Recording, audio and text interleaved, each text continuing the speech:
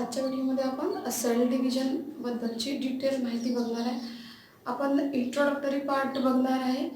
Sale division म्हणजे काय आणि ती का नेसेसरी आहे, the need of cell division and how the cell division takes place by different mean in human body. Specially आपण human बॉडीमध्ये सेल डिव्हिजनची प्रोसेस बघणार आहे. तर बघा, सेल डिव्हिजन या शब्दातच काय अर्थ आहे? Cell get divide and there is formation of new cell. A cell divide and new cell form. A cell divide to form new cell. किंवा आपण त्याला काय म्हणू? A new cell form from existing cell. असंही म्हणू शकतो. Existing म्हणजे जी जुनी सेल होती त्याच्यापासून नवीन सेल तयार होणे, किंवा simply a cell divide. Cell division म्हटलं तर cell divide and there is formation of new cell. जसं आपण सिम्पल आपल्या लहान वर्गांपासून माहिती आहे, 6th स्टँडर्डपासून अमिबासारख्या एकपेशीय प्राण्यांमध्ये amoeba have a single cell body, त्याला युनिसेल्युलर ऑर्गॅनिझम म्हणतो. A single cell is its own full body. एकच सेल त्याचं पूर्ण शरीर आहे. तर a single cell nucleus, it get divide, there is furrow formation in between and nucleus start division at one stage. There is cytoplasmic division also, and there is formation of young two amoebian cell. These are the young cell or daughter cell. This is the parent cell. Parent cell, daughter cell किंवा young cells म्हणू आपण याला. म्हणजे थोडक्यात काय आहे, ही एक sale divide करून सांगितली. याचा अर्थ काय आहे? Amoeba get divide a single cell, it is its own body. A single cell is functioning all the performing all the function in amoeba. So here is the process lead to the reproduction. याला आपण काय म्हणतो? एक sale divide झाली, 2 amoeba young तयार झाले, तर याला आपण एक प्रकारे रिप्रोडक्शनची प्रोसेस म्हणतो. म्हणजे काय होतं, काही ऑर्गॅनिझममध्ये, युनिसेल्युलर ऑर्गॅनिझममध्ये, मल्टीसेल्युलर ऑर्गॅनिझममध्ये सुद्धा असं असेक्शुअल रिप्रोडक्शन होतं. युनिसेल्युलर ऑर्गॅनिझममध्ये तर असेक्शुअल रिप्रोडक्शन होतंच, पण हायड्रासारख्या मल्टीसेल्युलर ऑर्गॅनिझममध्ये सुद्धा रिप्रोडक्शनची असेक्शुअली मेनली प्रोसेस होत राहतं.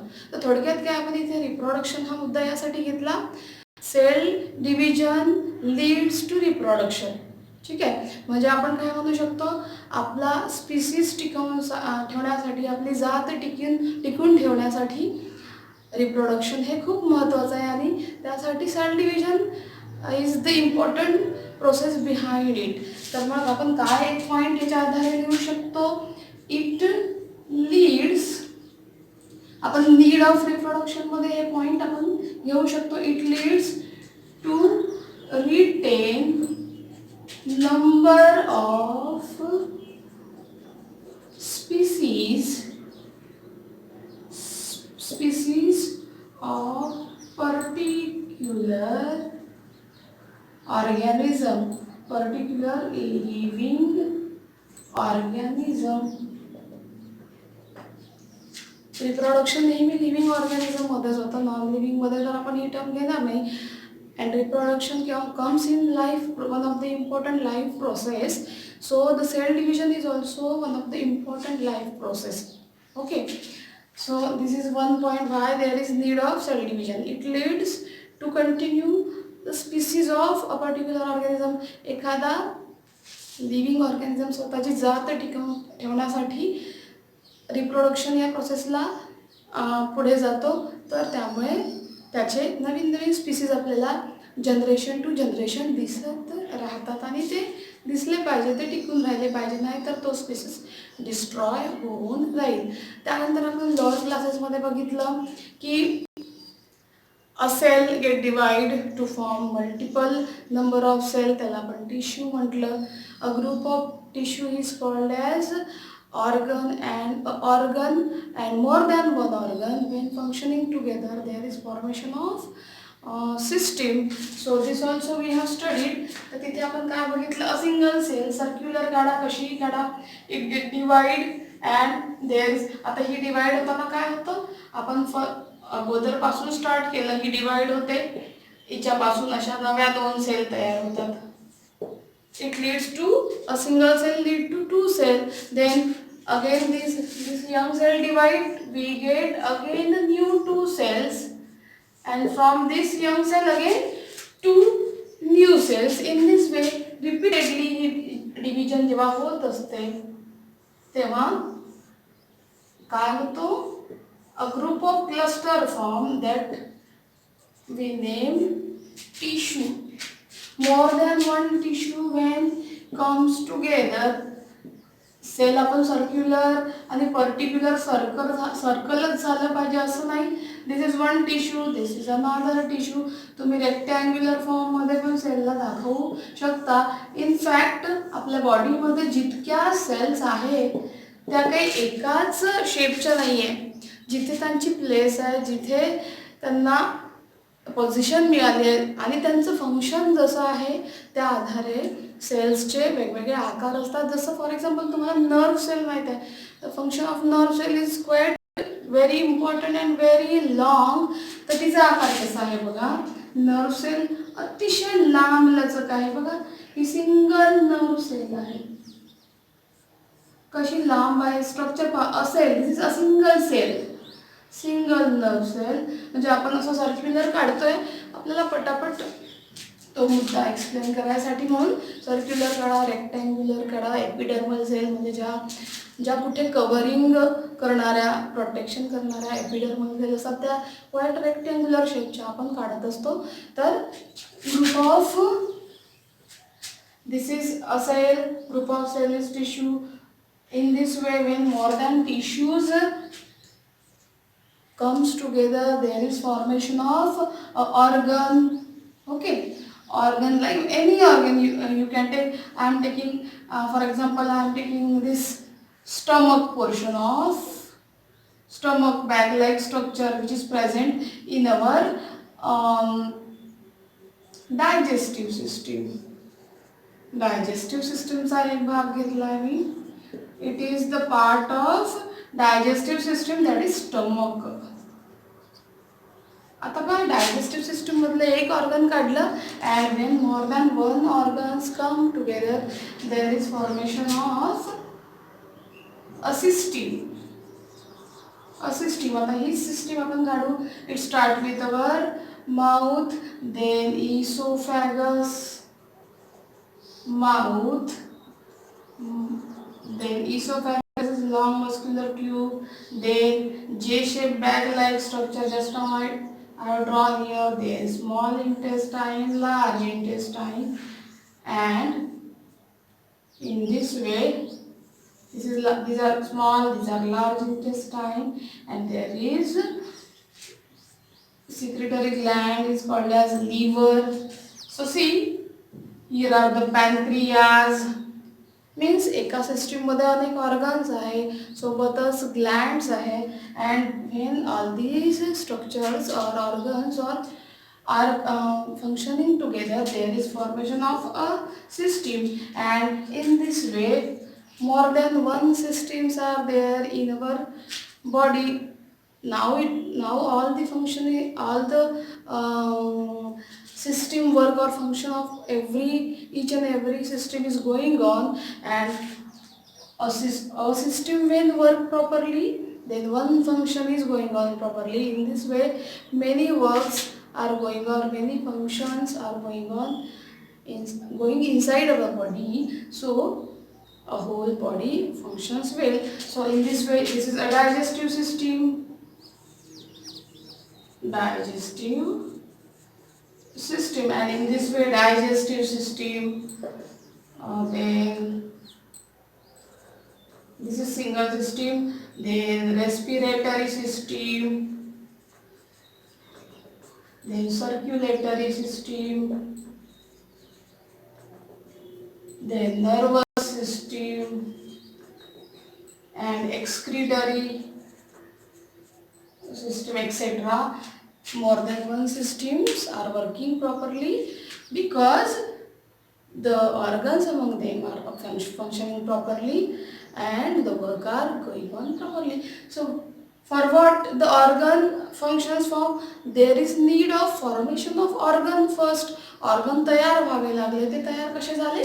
सेल डिव्हिजनमुळे वेगवेगळे ऑर्गन्स तयार झाले आणि वेगवेगळ्या मग ऑर्गन्सनी बनलेल्या सिस्टम्स तयार झाल्या आणि मग होल बॉडी काम करायला लागली. Okay, so in this way cell division is very important. आता बघा, हे सगळं लाईफ लॉंग ही सेल डिव्हिजनची प्रोसेस होत राहते. आता लाईफ लॉंग होत राहते तर आपल्याला वाटेल की मग ह्या मल्टिपल होत जातात तर खूप यांचा नंबर वाढेल. तर ओल्ड सेल काय होतात? डिग्रेड होत राहतात, नवीन सेल तयार होत जातात. फंक्शन संपलं की त्या डिग्रेड होतात, नाहीशा होतात आणि नवीन नवीन सेल तयार होत राहतात. लाईफ लॉंग काही काही सेलची डिव्हिजन आवश्यक का आहे? कारण आता इथे काय आपण ऑर्गन बनण्यासाठी, सिस्टम बनण्यासाठी, म्हणजे थोडक्यात काय बॉडी स्ट्रक्चर बनण्यासाठी, फॉर्मेशन ऑफ बॉडीसाठी म्हणू आपण, there is need of cell division. मग बॉडी स्ट्रक्चर किंवा बॉडी का इलॉंगेटच होत राहतं का पूर्ण आयुष्यभर? ती लांब आपले हात पाय, आपली हाईट सतत वाढत असते का? अजिबात नाही. Right, a particular stage the growth stop and then after that degradation of some organs start, and that time to repair some damage there is need of cell. So there is requirement of cell at the degradation or next half of our life when we are going towards the elder or we can say aged or become old. आपण जेव्हा आपल्या वृद्धापकाळ किंवा उतरतं वय असतं तेव्हा damage होतात अनेक, तेव्हा त्या रिपेअरसाठी सेल डिव्हिजन कामाची असते. ओके, तर हा एक point, it leads to retain number of species. तर मग ह्या पॉईंटच्या आधारे आपण सेल डिव्हिजनची नीड का आहे? टू फॉर्म द बॉडी और बॉडी स्ट्रक्चर और simply we can say for formation of body. Okay, third point, आताच म्हटल्याप्रमाणे to repair the body or to get rid or to get repair or wear and tear म्हणतो आपण, झीज भरून काढण्यासाठी. So to repair body असं आपण म्हणू. तर हे झाले नीड ऑफ रिप्रोडक्शन. ठीक आहे, आता आपण ही सेल डिव्हिजन फक्त आणि फक्त ह्युमन बिईंग्सबद्दल बघणार आहे. तर ह्युमन बिईंगमध्ये ही जी प्रोसेस आहे सेल डिव्हिजनची, ती दोन वेगवेगळ्या प्रकारात, टाईप्समध्ये डिवाइड केली आहे, ते आपण बघणार आहे.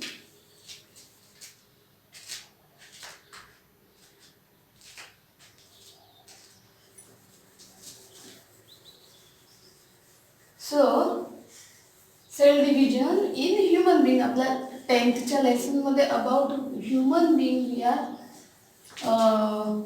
Discussing the life processes in human being. So the process of cell division majorly divided into two groups. First is mitosis and another one is meiosis. So major two types of cell division are there. First type is mitosis, another is meiosis. ठीक आहे, आता mitosis कोणत्या सेलमध्ये होतं आणि meiosis ही process, दोन्ही cell डिव्हिजनचेच प्रकार आहे. मायटोसिस कुठे आणि मियोसिस कुठे? तर बघा, it occur in somatic cell म्हटलं आहे. Mitosis occur in somatic cell और nerve cell. It occur in somatic and stem cell. I call nerve cells, somatic cells and stem cells or म्हणू शकतो, कारण स्टेम सेल ह्या somatic सेल्सच असतात. आता सोमॅटिक सेल्स म्हणजे काय? ठीक आहे, सोमॅटिक सेल्स म्हणजे पूर्ण बॉडीमध्ये, पूर्ण शरीरभर ज्या सेल्स आहेत एक्सेप्ट रिप्रोडक्टिव्ह सेल, सगळ्या सेल सोमॅटिक सेल्स आहेत. मग स्टेम सेल म्हणजे वेगळं काय? तर स्टेम सेल अशा सेल्स आहेत, स्पेशल टाईप ऑफ सेल, जेव्हा यांची नीड असते तेव्हाच या आपल्याला यूज कराव्या लागतात. But it also called as, they are also somatic cell. Stem cells are nothing but the somatic cell. तर शरीरभर ज्या सेल्स आहेत त्या आहेत सोमॅटिक सेल. आणि मियोसिस कशामध्ये होतं? Meiosis takes place in reproductive cells, किंवा यालाच जर्म सेल म्हणतात, जर्म सेल्स. आता सोमॅटिक सेल म्हणजे पूर्ण शरीरभर असणाऱ्या सेल ज्या आहे, ज्याच्यापासून प्रत्येक एक ऑर्गन बनला आहे, ते ऑर्गन मोठं मोठं होत गेलं आहे, इलॉंगेट होत गेलं आहे फ्रॉम अवर बर्थ. आता पहा, आपलं लाईफ आपण एका सिंगल सेलपासून स्टार्ट झालेला आहे प्रत्येकाचा life. And that cell get divide and redivide, and there is formation of group of cells. Just now we have discussed. Then there is formation of organs or body parts. Internal organ बद्दल आपण माहिती घेतली. तसंच आपण त्या सेलच्या increase झाल्यामुळे, multiple number of sale तयार झाल्यामुळे एक एक बॉडीचा पार्ट, जसं की हँड्स आहेत, लेग्स आहेत, पूर्ण body up to the maturity, जी आपली वाढ होणार आहे, जे इलॉंगेशन ऑफ बॉडी, जी ग्रोथ होणे आहे हाईट म्हणा, सगळ्या कामासाठी या सोमॅटिक सेल्स महत्त्वाच्या आहे. मग स्टेम सेल हा काय प्रकार आहे? स्टेम सेलसुद्धा from the birth in the embryological stage, stem cell आपल्या एम्ब्रियोमध्ये असतात, म्हणजे जे आपलं ग्रोईंग आईच्या गर्भाशयात, आईच्या युट्रसमध्ये जे वाढणारं जे फिटस आहे, जो एम्ब्रियो, त्याच्यामध्ये या स्टेम सेल असतात. आणि मग त्या after the growth of foetus or new one, मग त्या कुठे कुठे आपल्या शरीरात, म्हणजे आपल्या शरीरात सुद्धा स्टेम सेल्स आहेत, तर त्या कुठे कुठे आहेत? Stem cells present in blood, stem cells present in the umbilical cord. Okay, umbilical cord म्हणजे नाळ म्हणतो आपण मराठीत, जी आईला आणि बाळाला जोडण्याचं मीडियम आहे. सोबतच these are present in the bone marrow. Bone marrow तुम्हाला माहिती असेल. सो या सगळ्या ठिकाणी स्टेम सेल प्रेझेंट असतात. आणि मग आपल्या लाईफमध्ये जेव्हा आपल्याला यांची गरज पडते तेव्हाच आपण ह्या यूज करत असतो. तर त्या पर्टिक्युलर ठिकाणी आफ्टर द पर्टिक्युलर ग्रोथ, आपली ग्रोथ झाल्यानंतर या 3 ठिकाणी आपल्याला दिसतात. आणि मग याचं जेव्हा काम असतं तेव्हाच आपण याला वापरतो, कारण याला स्पेशल सेल म्हटलं आहे. These are stored in the particular places in our body. आपल्या शरीरात एका पर्टिक्युलर जागी यांची जागा आहे. आणि मग आपण जेव्हा आपल्याला काही सिव्हिअर झालं, त्याच्यावर ट्रीटमेंट्स नाही आहेत, तेव्हा आपण स्टेम सेल थेरपी करतो. आणि या स्टेम सेलपासून तुम्ही कुठलंही ऑर्गन, काहीही तयार करू शकता. त्यासाठी तो स्टोरेज आहे. तर stem cells are nothing but the somatic cell. कारण स्टेम सेल काय करतात, त्यांच्यामध्ये ॲबिलिटी आहे काहीही कुठलंही ऑर्गन तयार करण्याची. आणि त्या कुठे स्टोअर होऊन असतात? In the blood, in the umbilical cord. Umbilical cord मध्ये असतात. Then these are present in the bone marrow portion of bone, umbilical cord. आणि ॲडिपोज टिश्यूज जे असतात की ते फॅटी टिश्यूज आहेत, तिथे पण या सेल्स असतात. So these are about the somatic cells or stem cells. आता याकडे जाऊ. रिप्रोडक्टिव्ह सेल्स सोडले, आता सगळ्या आपल्या बॉडीमध्ये कोणत्या सेल्स आहेत? सोमॅटिक सेल्स आहेत. आता reproductive cells are present in our reproductive organs. आपल्या रिप्रोडक्टिव्ह और ह्यूमन रिप्रोडक्टिव्ह ऑर्गन्स म्हणून आपण ह्यूमन्स बद्दल बोलतो आहे म्हणून reproductive organs. Male reproductive organ is male reproductive organ. Pair of testes is there in our reproductive system. You might have seen there is pair of testes. So testes is they occur in pair. So there are pair of these organs. And female reproductive organs are ovaries. A single ovary, and there is pair. So pair of ovary. Okay, so these cells are only present in the reproductive organ. These reproductive organs are present in our reproductive cells. लक्षात आलं? So see where they occur. आता बघा, मग इथे फक्त या particular sale मध्येच ही division होणार आहे आणि पूर्ण शरीरभर ज्या सगळ्या सेल्स आहेत त्यांच्यामध्ये काय होणार आहे, ही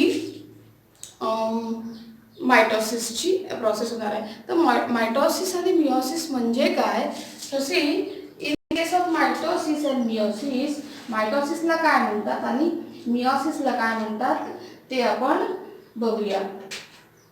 अबाउट स्टेम सेल तुम्ही आपल्याकडे बायोटेक्नॉलॉजीचा एक लेसन आहे, त्याच्यामध्ये स्टेम सेल म्हणजे काय आणि त्याच्यापासून काय काय गोष्टी होतात ते सगळं दिलेलं आहे. त्यांच्याच टेक्स्टबुकमध्ये तुम्ही रेफरन्स घेऊ शकता. सो सी आता मग आपण थोडंसं आता आपण सेल्सबद्दल बोलूया. आता सेलकडे जाऊ. In human body in each and every cell there is presence of 46 chromosome. ठीक आहे, आपल्या बॉडीमध्ये किती क्रोमोझोम्स असतात? 46 क्रोमोझोम्स. 46 क्रोमोझोम विचारलं तर 46 लिहायचं. And how many pairs of chromosomes विचारलं. आपण ह्युमन्स बद्दल बोलतो आहे, तर मग 23 पेयर्स म्हणायचं. पहा, दोन वेगवेगळे सेंटेन्सेस आहे. पेयर असलं सेंटेन्समध्ये ऑब्जेक्टिव्हमध्ये हा क्वेश्चन महत्त्वाचा आहे. How many pairs of there in how many pairs of chromosomes are there in human body. Pairs म्हटलं तर कुठलं आन्सर 23 शोधणे, आणि नुसतेच क्रोमोझोम म्हटलं तर 23 पेयर्स मल्टिप्लाइड बाय 2 याच्या पेयर म्हणजे 46. तर असे ऑब्जेक्टिव्हमध्ये हमखास येणारे प्रश्न आहे. सोबतच हे असे एक मार्काचे ऑब्जेक्टिव्ह हे सुद्धा mitosis occur in dash cell तर सोमॅटिक सेल लिहायचं. Meiosis occur in germ cells. असे उत्तर एकेका मार्क्ससाठी आहे. तर आता ज्या एका सेलमध्ये पूर्ण शरीरभरच प्रत्येक एक सेल जी आहे त्याच्यामध्ये 46 क्रोमोझोम आहे. मग ती रिप्रोडक्टिव्ह सेल असो की सोमॅटिक सेल असो, प्रत्येक एका सेलमध्ये 46 क्रोमोझोम आहे. जर 46 क्रोमोझोम नसेल तर ह्युमन हॅव्हिंग सम डिसऑर्डर्स, त्याला काही डिसऑर्डर आहे. जसं आपण 9th मध्ये शिकलो की वेगवेगळे डिसऑर्डर क्रोमोझोमल पेअरमध्ये 23 पेयर्स ऑफ क्रोमोझोम असतात.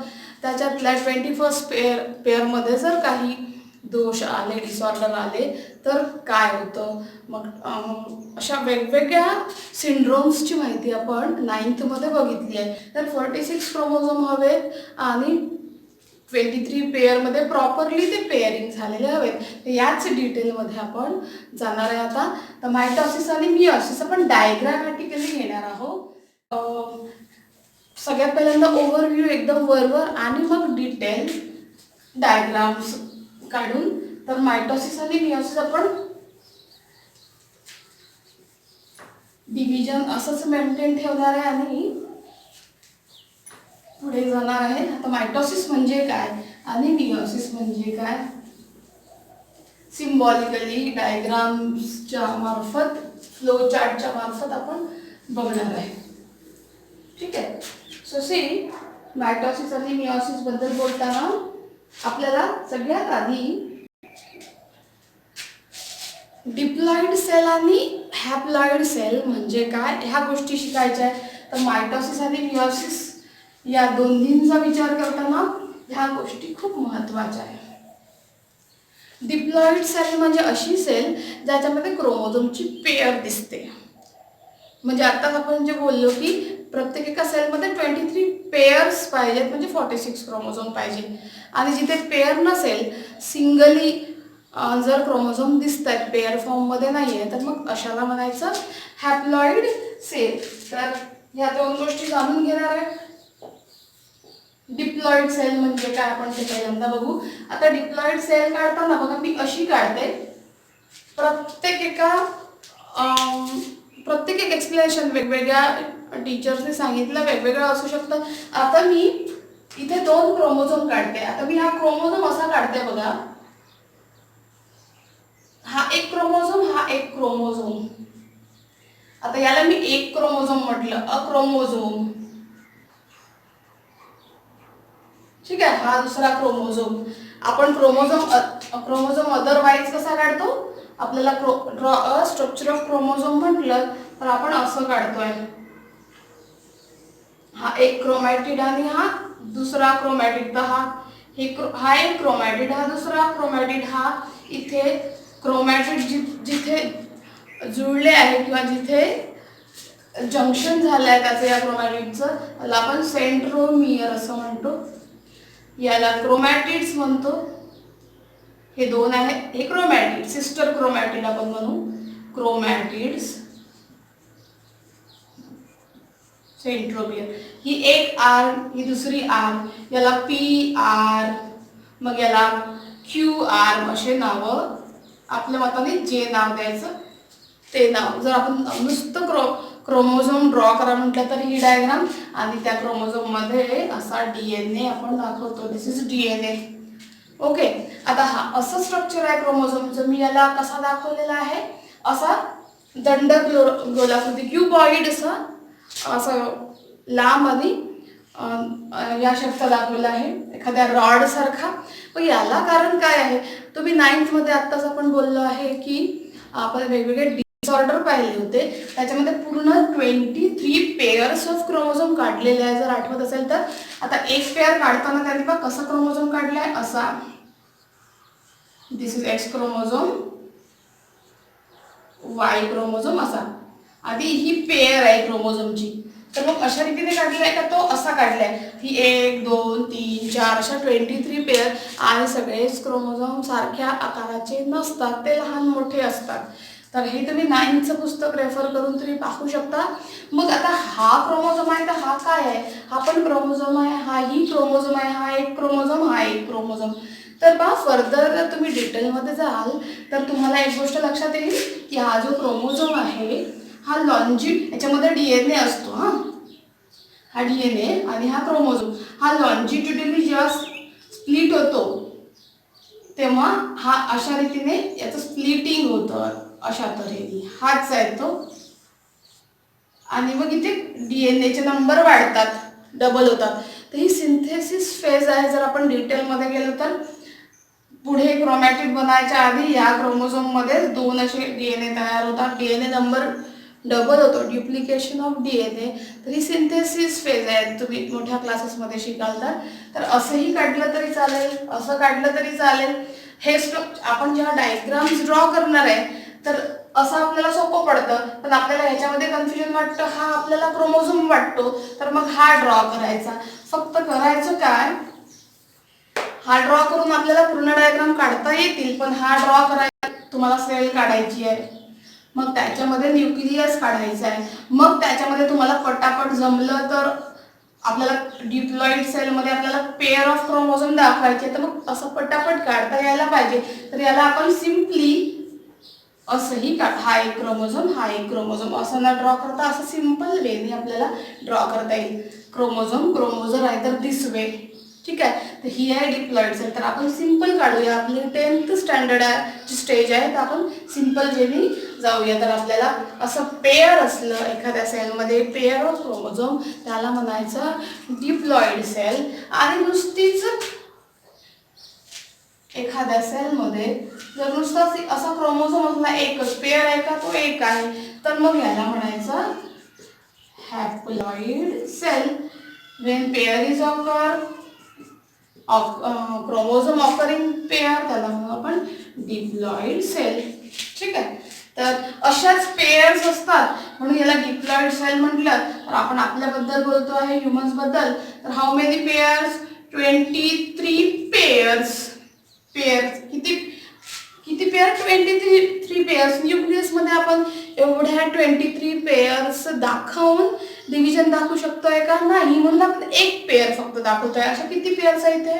23. तर 23 पेयर्स मीन्स 46 क्रोमोझोम. इथे 23 क्रोमोझोम्स. इथे पेयर नाहीये, फक्त क्रोमोझोम्स 23 हाफ झाले. म्हणून अशाला म्हणायचं डिप्लॉइड सेल. जिथे 46 क्रोमोझोम्स आहेत त्याला म्हणायचं 2n नंबर ऑफ क्रोमोझोम म्हणजेच 46. आणि जिथे 23 क्रोमोझोम्स आहे त्याला n नंबर ऑफ क्रोमोझोम म्हणायचं आहे. So n is equal to here n means 23 असं कन्सिडर करा. n मीन्स 23 हा नंबर कन्सिडर करायचा. तर हॅप्लॉइड सेलमध्ये 23 क्रोमोझोम्स असतात, डिप्लॉइड सेलमध्ये 46 क्रोमोझोम असतात. याला डिप्लॉइड म्हणा, याला हॅप्लॉइड सेल म्हणा. तर ह्या बारीक सारीक गोष्टी, जशी डायग्राम काढण्याचा वेळ एखाद्याचा बदलला की ते सगळं कन्फ्युजिंग वाटतं, म्हणून कन्फ्यूज होऊ नका. तर आपण आता याचबद्दल पुढे बोलणार आहे, मायटॉसिस आणि मियोसिस अशा डायग्राम्सच्या मार्फत. तर सिम्पली आपण ह्या डिव्हिजन कशा होतात याचं फक्त आउटलाईन बरोबर पाहता इथे, आणि मग आपण त्याच्या डिटेलमध्ये जाणार आहोत. तर बघा, आता ही मायटॉसिस ज्याच्यामध्ये होणार आहे ती सेल आहे डिप्लॉइड सेल्स असणार आहे ती. Okay, diploid cell. इकडे पण डिप्लॉइड सेल. आता डिप्लॉइड सेल काढताना आपण काय करायचं? सिंगल सेल काढा. त्याच्यामध्ये आपण डिटेलला नाही गेलो तरी चालेल, न्यूक्लियस वगैरे काढायची आत्ताच गरज नाही आहे. तर आपण फक्त सेल म्हणू. आणि इथे आपण आताच म्हटलं की पेअर काढायची, तर पेअर ऑफ क्रोमोझोम. इकडे पण तेच डिप्लॉइड सेल आहे. न्यूक्लियस आपण आता काढणार नाही आहे. सेलच्या आतमध्ये क्रोमोझोम नेहमी न्यूक्लियसमध्ये असतात. आपण सिम्पली फक्त अंडरस्टँडिंग घेता याच्यात म्हणून. त्यानंतर it get divide and from this parent cell. ही डिप्लॉइड सेल आहे. पॅरेंट म्हणजे अगोदरची, जी फेस करत आहे मायटॉसिसला, जी एंटर होत आहे मायटॉसिसमध्ये, इथे पण पॅरेंट सेल. ह्याच्यापासून ज्या नवीन 2 सेल बनतात आहे, याच्यापासून ज्या नवीन सेल फॉर्म झाल्या, बघा कट वगैरे होत आहे का?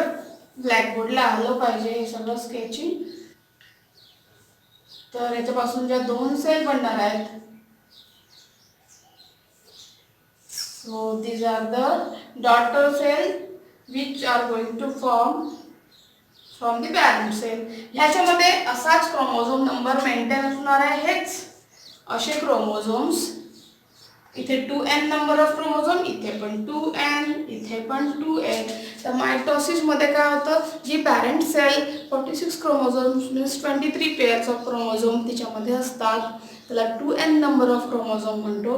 तर तसेच आफ्टर डिव्हिजन ज्या 2 डॉटर सेल बनतात, यंग सेल बनतात, त्या पण सेल्समध्ये तोच क्रोमोझोमल नंबर मेंटेन असतो, इक्वल असतो. म्हणून या प्रोसेसला किंवा या डिव्हिजनला इक्वेशनल डिव्हिजन असं म्हटलं जातं.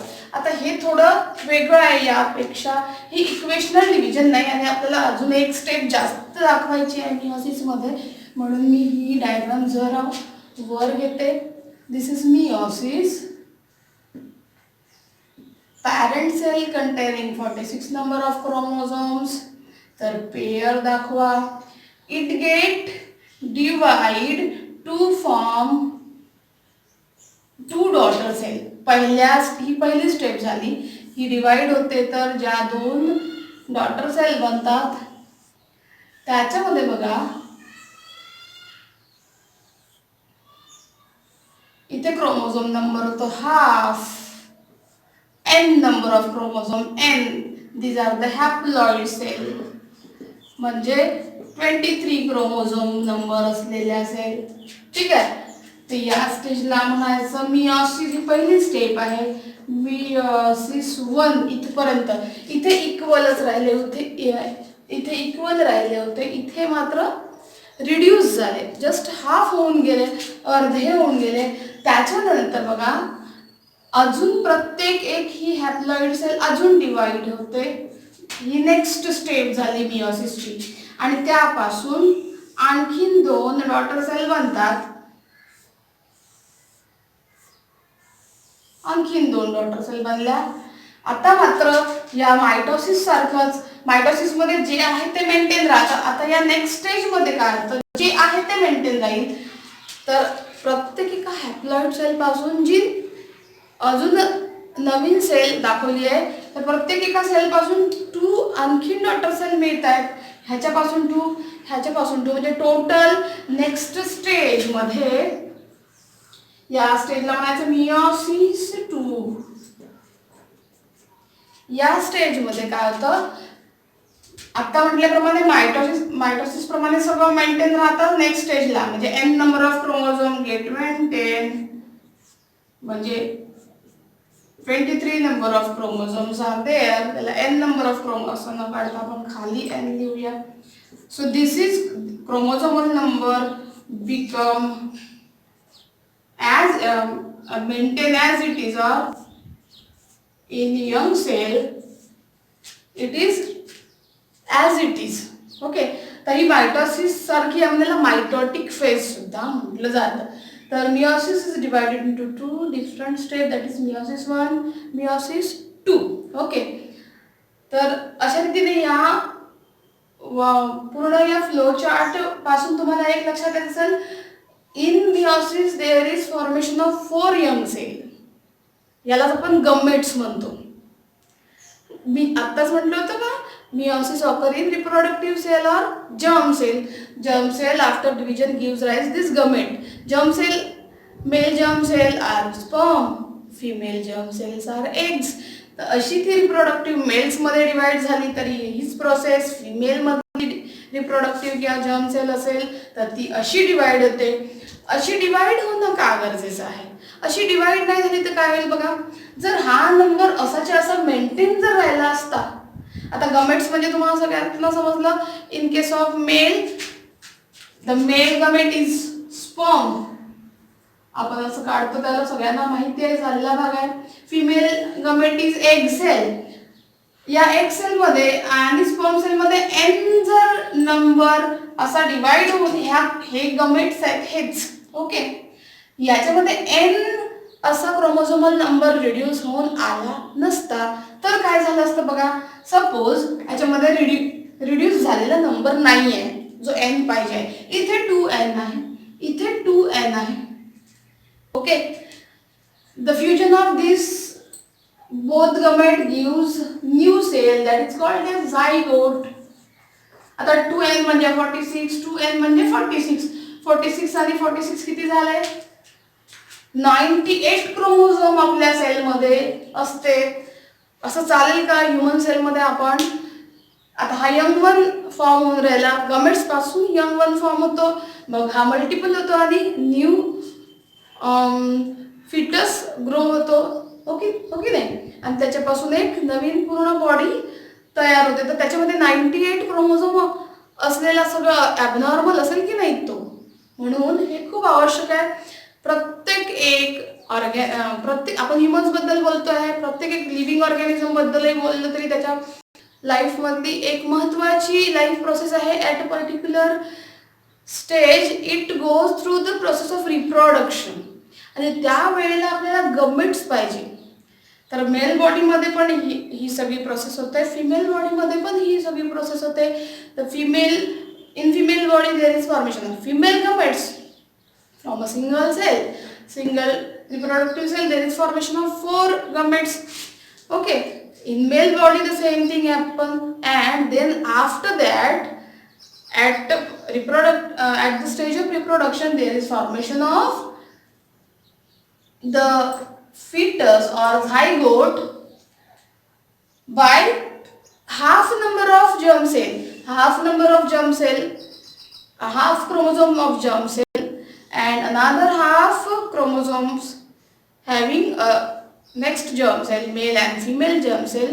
There is fusion of this cell and there is formation of new cell, and after that, after repetition of this zygotic cell, there is formation of new body. तर हे सगळ्यात आपल्याला फर्टिलायझेशन वगैरे ही process आहे, ही आपल्याला आपल्या याच 10th पोर्शनमध्ये आहे. तर फर्टिलायझेशन व्हायसाठी आणि पुढे ती प्रोसेस रिप्रोडक्शनला लीड करण्यासाठी या रिप्रोडक्टिव्ह सेलचा नंबर रिड्यूस होणे गरजेचं आहे. ओके, तर ह्या सगळ्या प्रोसेसेस प्रत्येक एका ह्युमन बिंगमध्ये properly at the puberty stage. आणि अजून एक गोष्ट राहिली आहे सांगायची, मायटोसिस तर मी लाईफ लॉंग नेहमी होत राहतं, कारण विअर अँड टिअर रिपेअरिंगसाठी मायटोसिस आवश्यक आहे. पण ही केव्हा होते, मिओसिस नेहमी प्युबर्टीला मॅच्युरिटीला आल्यावरच ह्या जर्म सेल डिवाइड होऊन त्याचे गमेट्स बनतात, हे लक्षात ठेवायचं. तर अशा रीतीने आपण याचे सिग्निफिकन्स या पूर्ण माहितीवरून तयार करू शकतो आणि याचा डिफरन्स पण आपण तयार करू शकतो. डिफरन्समध्ये काय पॉईंट घ्याल, it occur in somatic cell, it occur in nerve cell. Okay, then it gives rise to diploid cell, it give rise 4 haploid cell. 2 point झाले डिफरन्सचे. मग याचे युजेस सांगायचे.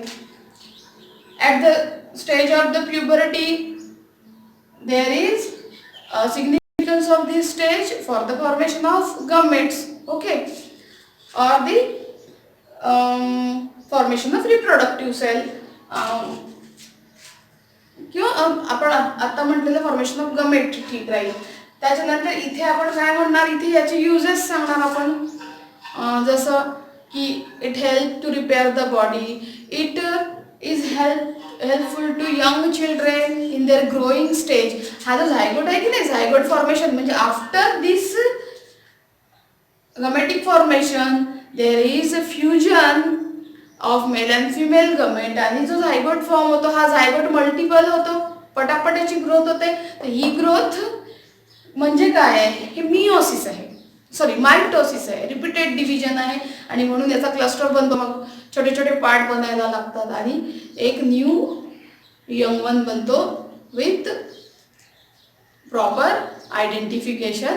ओके, सो या झायगोट नंतर जी मल्टिपल डिव्हिजन आहे ही इकडे मायटोसिस रिस्पॉन्सिबल आहे त्याला. तर अशा रीतीने याचे युजेस लिहायचे आपल्याला. अशा तऱ्हेने डिफरन्सेसचे पॉईंट 3-3 किंवा 2-2 आले तरी सफिशियंट आहे. तर हे पूर्ण झालं introduction about the meiosis and mitosis. Next व्हिडिओमध्ये आपण मायटोसिस डायग्रामॅटिकली घेणार आहोत.